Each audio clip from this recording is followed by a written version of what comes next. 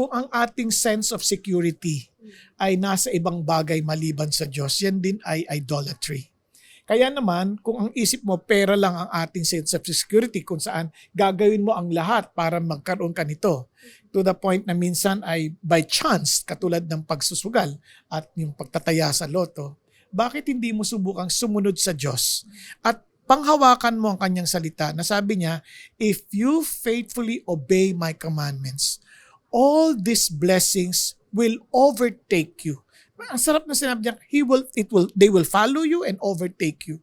Kaya ano yung blessings na yon? Alam, pag binasa mo yung Deuteronomy 28, yung mga blessings na binigay doon, you will be blessed whether you are in the province or in the country or even in the city. So wherever you are, you will be blessed.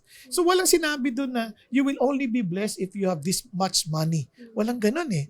Kasi ang talagang security natin at ang buhay natin is in the Lord. In fact, even if you win, at ayon sa pag-aaral, karamihan ng mga nalalo, hindi naman naging masaya eh. Marami sa kanila naging miserable pa nga yung buhay. Kaya ang tanong dito, kung tataya ka ba, ito ba ay nagbigay sa iyo ng tapang na tumayo para sa Diyos o ito ay baka maglayo pa sa iyo sa Panginoon?